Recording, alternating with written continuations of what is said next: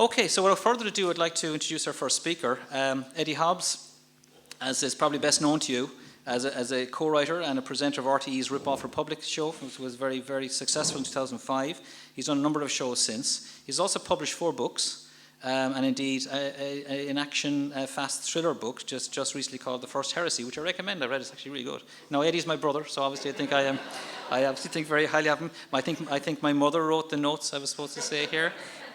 But no, I just personally, guys, I'm really proud of having my brother here. And with that, I'll hand over to Eddie and ask him to deliver his speech.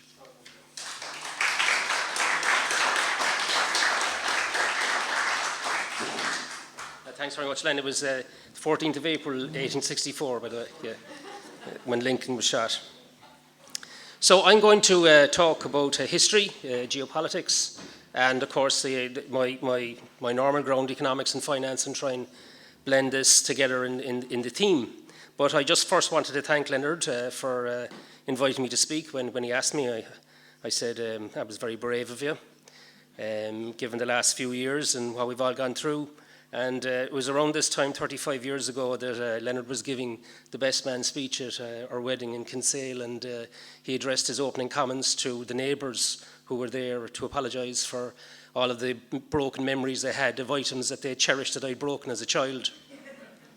And it was downhill after that. So what I find fascinating about this project here is when it happened, and what happened during the hiatus between the failure of the first cable and the successful implementation of the second, which for me was the most important event which shaped the last century and is shaping our century, and that was the American Civil War. I think it was the birth of the United States. I don't think it was. I believe that to be the case, and for all of the various challenges that they had to go through and are still going through as a consequence of comments I'll make in just a moment. So I just find that very, very interesting.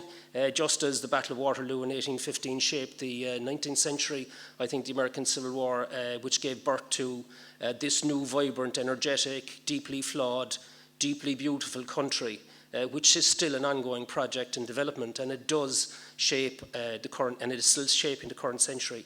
So obviously, you know, events substantially changed for all of us on the 24th of February when Putin decided to roll across the border and into the Ukraine, and that's still ongoing today. As you know, there are further developments happening all the time, and you know, that's a huge change in global geopolitics. So I'm going to talk about that and try and stitch that in. And then give some thoughts on what I think is one of the ways we could all move forward. Now, there's a lot of people who believe that, you know, the world is going to head towards regionalization, and globalization is now in reverse, and, you know, the whole thing is going to change. I don't believe that to be the case at all.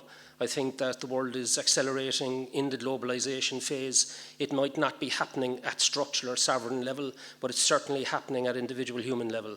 And we can see that with a huge increase in data traffic, which is surging up around 3.5 times over the last 5 or 6 years. Migration, I mean, an amount of people equivalent almost to the population of the United States moved around the world last year. We see it in foreign direct investment of, you know, heading towards 2 trillion. It's still quite small relative to global GDP. So there's a huge amount of interconnection going on. And then when you look at Netflix top 10, the top film, most of the top films over the last year were foreign language programs. So Squid Game, which is a South Korean television program, drew an audience of 111 million, and that's the audience telling all of the policymakers worldwide what's really happening. And I think that's very, very encouraging.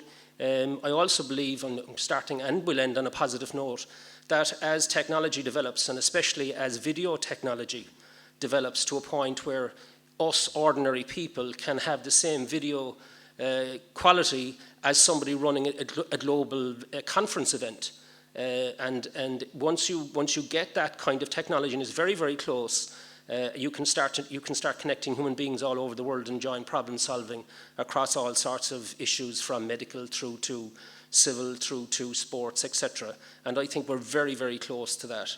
So for those out there whose careers are based on trying to reverse the process of globalization and trying to develop regionalised bunkers throughout the world. They're going to be facing the human urge to collaborate and to explore and to have adventure moving forward. So that's my position on it. But I wanted just to start with the timeline that this occurred in, because the first person on the other side of the cable was James Buchanan, President James Buchanan, 15th President of the United States, regarded by a lot of people as probably the worst president the United States ever had.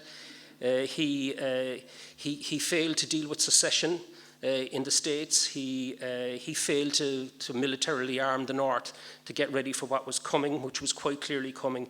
He didn't reinforce Fort Sumter, which was the opening phase of the American Civil War, and he particularly was in favor of the U.S. Supreme Court ruling in 1857 on the Dred Scott case, which was Scott was an African-American man, family man, married to Harriet.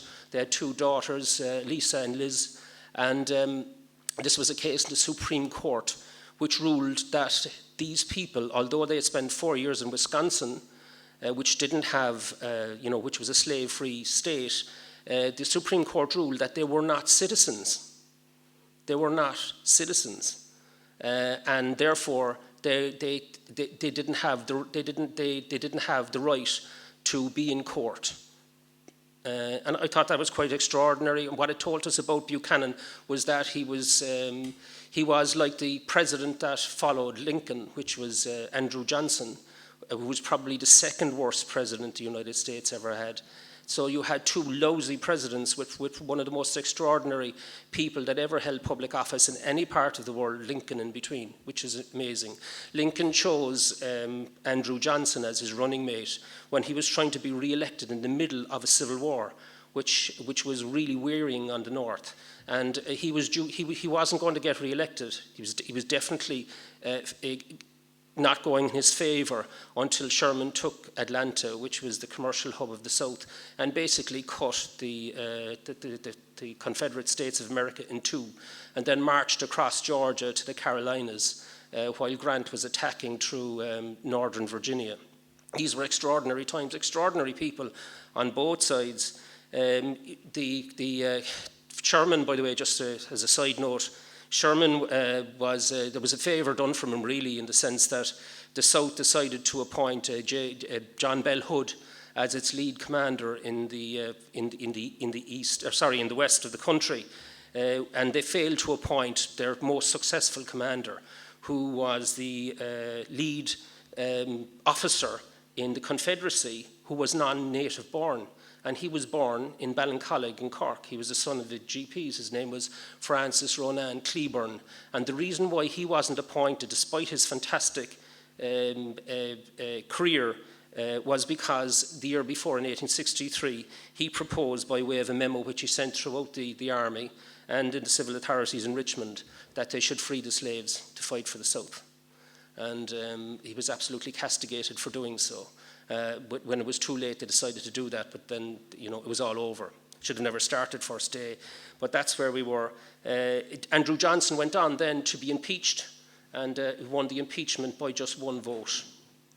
So I find that very interesting. What's particularly interesting for me, really, is the legacy that Johnson left from my reading of it, is that he allowed the failed states, the states that were forced back into the Union through military power, to allow them to once again run their own affairs, especially when it came to African American rights. And then you had the Jim Crow laws. And as a consequence of that, we simply don't know how many thousand of African Americans were lynched over the next 100 years.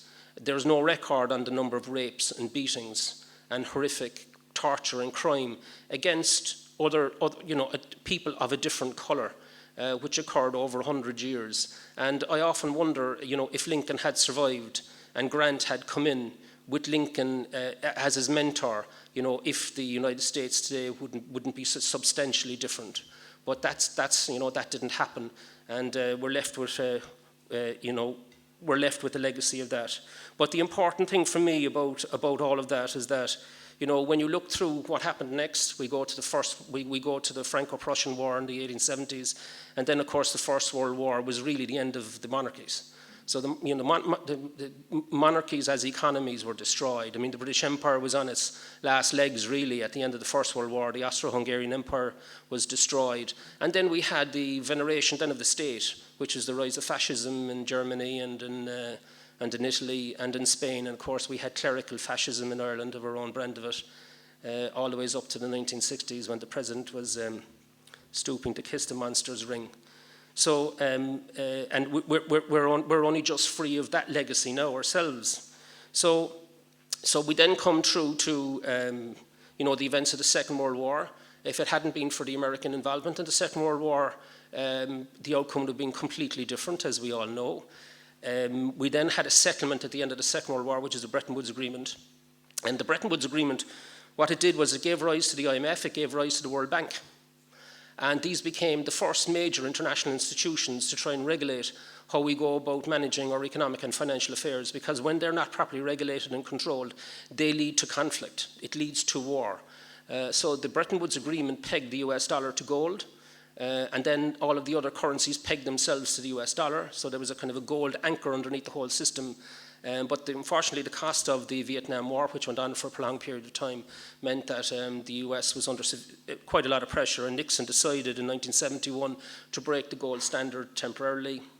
Of course, it wasn't temporary, and that gave rise to the next 50 years of debt-driven economic expansion, which is the phase we're in at the moment, and we're now coming to the end of that phase, which is why I believe Putin is engaged in what he's engaged in, and I'll stitch all that together in a moment. So, so we come forward to the breaking of the gold standard. This then gave rise to, you know, debt-driven financing. The USA was in a very privileged position of now being in command of the world reserve currency, so it almost had an open-ended ability to borrow money from the rest of the world, and that's still ongoing. It's a very privileged position to be in, and we're still in that position today. But what has happened over the last 50 years, after 10 years of very high inflation from 1972 to about 1983, the head of the US Federal Reserve, a guy called Volcker, stood on the brakes and increased interest rates very, very quickly to about 1.5 times the inflation rate and killed it dead. The result of that was then the start of Reaganomics on the American side and Thatcher's thinking here on the European side. So we had the start of kind of neoliberal kind of economics, let's call it that, which was the legacy created. Now the world then went through a period in the 90s of hyper globalization. That's now come to an end.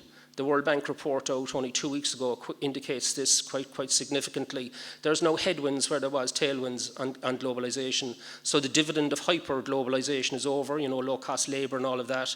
China has become, you know, quite wealthy relative to where it came from. And we have emerging strength in these economies, as well as India. And so it should be. So that's changed. But what's also quite clear from the World Bank report is that the expected growth rates this year, which are around 5.7%, are now going to be half that, around 2.7 to 2.8%. So there's much lower growth. The world actually is, in my opinion, is quite close to a potential recession globally, and maybe we'll escape it. But certainly Europe is in a very difficult position compared to everybody else, which I'll come to in a moment. So obviously, when you look at globalization, the biggest risks to globalization is the risks to the planet. I mean, you know, you could have nuclear catastrophe. We've been living with that for decades. We can have climate and environmental catastrophe. We can also have technology catastrophe. And there's significant risks here as well. No more so evident than the way the Chinese run their society, which you may be aware of. There's 200 million surveillance cameras. There's digital ID. You're being ruthlessly controlled by the center. And the view is that the Chinese are prepared to give up individual civil liberties and freedoms for security and control from the center. And that remains really to be tested into the future, whether that's going to hold or not. They have their own significant problems at the moment in their property market, and we'll see how they weather that. So then, for me, however, and I'll be ending with this, by the way, when I get to it, and that's that the way the show has been run over the last 10 or 15 years really is not conducive to harmony at all. And we're seeing that. I mean, if you look at the S&P 500, which is the US stock market, wealth has increased by 5 or 6 fold since 2009, which was the trough after the global financial crisis. And workers' wages have only gone up around 45%. So there's a huge divide between those that are actually doing the work and those that actually own the assets. And when you see a billionaire, deciding to go into outer space, while the staff were paying for it on minimum wage, and people doing 2 jobs just trying to make a living, it really doesn't sit well in the gut. You see the same thing with the climate conference recently in Glasgow, the number of planes that were, the private planes flying in, telling us all how we all should run our affairs. And I would have significant concerns about that, especially the agenda that is an open display from the World Economic Forum, recently endorsed by van der Leyen, the chief of the EU, and also by the UN, which is the reset agenda. And I've nothing against a reset agenda at all. What I've against is the fact that it's not being discussed in democratic chambers. It's not going through, the pretty robust political processes that are there in different countries. It's being dictated to us by an elite. And then when you see our politicians going to these events, Davos, Bilderberg, and so on, almost as supplicants, it really is a problem if we're going to have a proper globalized world into the future, where people, which I think is possible, provided we have transparency and accountability for those engaged in making these decisions, not people who are professional civil servants inside institutions that are not accountable to democratic chambers. That's where we've got a problem. And that problem needs to be addressed, because right now, as I speak, there are significant protests going on in Germany and Italy and especially in Holland against this kind of reset agenda. And there's a significant friction now occurring between people and those that are telling us how the new world is to be shaped, because they've decided to do so. They've decided this in private conference settings. In terms of the events of February 24th, I remember I was being interviewed the following day by Mario Rosenstock, of all people, and this came up because the news had just broken the day before that the Russians had actually gone over the border into the Ukraine. And I was immediately talking, as I'm supposed to do, I was immediately talking to geopolitical people that I have connections with to say, well, what is really going on, rather than what we're being told is going on. Because, my confidence in the fourth estate is very limited after the last couple of years, especially in Ireland. I think that that really needs to be addressed into the future. The fourth estate, of course, is journalism. I think journalism has died in Ireland. I know this. I deal with the editors. I deal with RT. I can quote you chapter and verse.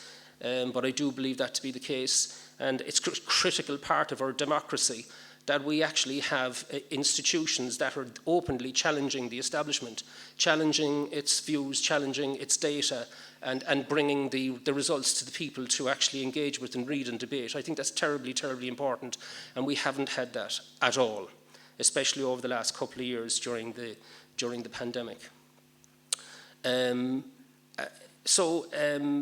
Just to give you a small example of that, in June 2021, Beaumont Hospital announced that it was now not going to give life-saving organ transplants to anybody who wasn't vaccinated, and were bumping the unvaxxed off the organ transplant list. And that letter, which I got a copy of and published, was initially met with skepticism that it was a fake letter, that this couldn't be happening. So RT did not report on that matter. It knocked around for about a week. Finally, it got coverage in one of the newspapers, and within 24 hours, Beaumont Hospital had reversed its decision. I had made a personal communication to the chief of news, head of news in RTE, about that matter at the time, asking why this wasn't being addressed by RTE. And I got back a message to say, I'm too busy to deal with this. I'm trying to get a couple of journalists out of Afghanistan. So this was the attitude at the time. People probably don't know this. I'm just saying this by way of passing. But 153 is an interesting number. 153 is the total number of deaths in Ireland over a 2-year period, purely from COVID, according to the CSO, reported through the hospital system, 153, of which 50% were over the age of 85. None of that has been reported by mainstream media. So even within the last 24 hours, there's been a complete clear out of journalists at the Sunday Times. What's happened to the media is that it's been hollowed out by competition from social media. And it's almost now competing against social media for kind of cheap headlines and opinion and all that kind of stuff. And there's very little real journalism going on because the capital and money and resources and capacity isn't there, and it needs to be seriously rebuilt. And that's not just a problem in Ireland, it's especially a problem in Ireland. It's also a problem in other countries, as we can see when we turn on our televisions.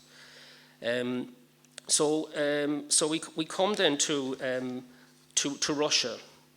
So Putin, what I've learned is that Putin, from the get-go, the kinetic war is happening in the Ukraine. We know that, we're watching it very closely every day, and it's horrific.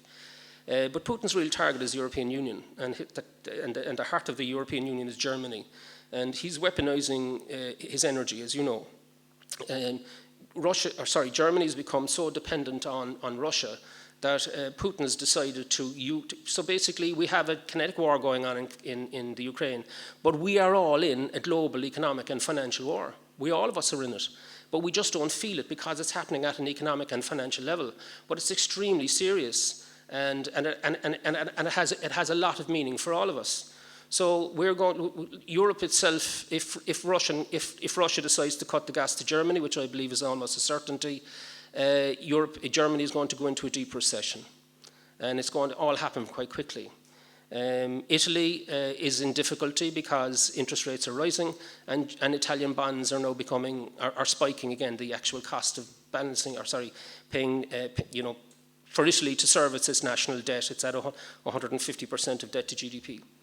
And at the heart of the European Union, if you look at it from a Russian perspective, you have Target 2. So Putin was there at the fall of the Soviet Union. And when the Soviet Union fell, one of the things that people forget is that the central bank in Russia ended up picking up a huge bill. And the bill was all of the liabilities on its balance sheet that were owed to it by all of the other central banks in all of the various countries that made up the Soviet Union. Well, the Bundesbank has about 2 trillion under Target 2 every day, owed to it by various banks throughout the European Union. So if the Eurozone itself was to fracture, Germany would fracture. Germany itself is facing significant rationing of its energy. It looks like it's going to face significant rationing of its energy over the winter period. And I think Putin is betting or gambling that the Germans won't hold, that the consumers simply won't put up with it, and that German industry won't be able to deal with it. No, I think he's wrong, but I think that's his strategy. He's also looking at fomenting. He's also looking at fomenting crisis throughout the periphery of Europe. So don't be surprised if the Balkans flares up. We have an ultranationalist head in Serbia. Serbia is pro-Russian, and we have in Bosnia as well the commencing of more Serbian nationalism there. He's looking at NATO, and he sees Article 5 requires a consensus vote. He's looking at Turkey. He knows that Turkey is a doubt on that, but especially Hungary under Orban is a doubt on it, and he's demonstrated that so far. He's not playing as a member of the club. Putin sees that. He's financing ultra-right and ultra-left political movements in Germany, Die Linke, which is in old Eastern Germany, which is on the left. The left is what it's called, and AfD. These are two political organisations I think you'll see will grow, especially if we do start getting economic strife in Germany and in other countries. He's also looking at the Suwalki Gap, which is a line between Poland and Lithuania. So it effectively technically it splits the Baltics from the rest of Europe. And this is a right of way, let's call it that runs from Belarus across to Kaliningrad, which is the Russian Baltic base. And he has the right to move his military along that line. He can't stop there, but he has the right to move his military along that line. And these are all points of vulnerability. And of course, Moldova as well is an ongoing point of vulnerability on a corner of the Ukraine. So how all that will play out, well, I don't know. But what I do know is that Putin's aim is he sees an opportunity to greatly diminish the North Atlantic Alliance. Not just the NATO alliance, then the whole idea of North Atlantic power. He sees this as a huge opportunity. If he can fatally damage the European Union, if he can diminish it, he will diminish the United States of America. This is his mindset. So I see that as being a critically important part of his thinking to understand. They're also bringing out a currency. This has been prepared a long time. This isn't just something he's recently done. This is a gold-backed, commodity-backed currency on a twin circuit, and he's recruiting Brazil, India, China, and Iran to come into this multi-currency platform, which he hopes will be a direct challenge to the US dollar as the world reserve currency on the other side of the conflict in the Ukraine. So that's what I see happening. In terms of globalization, as I said earlier, we have the things that can derail it: climate, climate especially, I suppose, and technology. The abuse of technology to control human populations is a real risk, especially in countries that do not cherish liberal freedoms as we do. And that liberal freedom, that thing about cherishing liberal freedom, we're inclined to go to sleep on the wheel on it quite often and not understand just how crucial it is, because these are things that are not in China and they're not in Russia. We were recently over in the Baltics, and we had originally planned to go to St. Petersburg. You can't go there because if you say the wrong thing, you could end up just disappearing for a few weeks. The Russians themselves cannot now talk openly about their own affairs. So for me, moving forward, one of the most important things that we can do as a country here, and many other countries can do, is the implementation of Social Progress Index. So this is an index that measures the complete opposite to GDP. It measures progress along health, education, public transport, justice, childcare, pensions, and long-term care, and that comprises into one index which tells the public how the different parts of the state are performing at the interface with their public, and whether the GDP growth that is being generated by all of these fantastic companies is actually being translated into improvements on the ground at the ordinary citizen level. So if you get a 5% increase in GDP, you should be getting 5% plus increase in your social progress index. That's all there to be done. And I think that was one of the ways that we could bring the two ends together, the very top, the elite at the top of the neoliberal economics, and the people on the ground. And finally, just to conclude, I've often thought, and I thought it again when I was framing these comments, that the most important words written in human history, certainly in recent human history, were written by Lincoln when he visited Gettysburg in November 1863. The battle was during the summer. And what he said in such a short few words really was quite remarkable. And when you look at those words today and you transplant it into where we are today, which is a huge pivot as Putin tries to bring forward this Eurasian empire with Europe shrunk to create space for Moscow at the center of this huge landmass, with China at the other end of it, and the Americans minding their own business across the Atlantic as he would see it. So what Lincoln said to me really is more than just a call to action. It's a call to understand just how important liberal freedoms are. So I just wanted to quote a couple of sentences from the Gettysburg Address because I think it is so important. He said, "67 years ago our fathers brought forth on this continent a new nation conceived in liberty and dedicated to the proposition that all men are created equal. Now we are engaged in a great civil war, testing whether that nation or any nation so conceived and so dedicated can long endure." And we're back to that, in my opinion, with what's going on. And then he finished off his last sentence, "that we here highly resolve that these dead shall not have died in vain, that this nation under God shall have a new birth of freedom, and that government of the people, by the people, for the people, shall not perish from the earth." Thank you.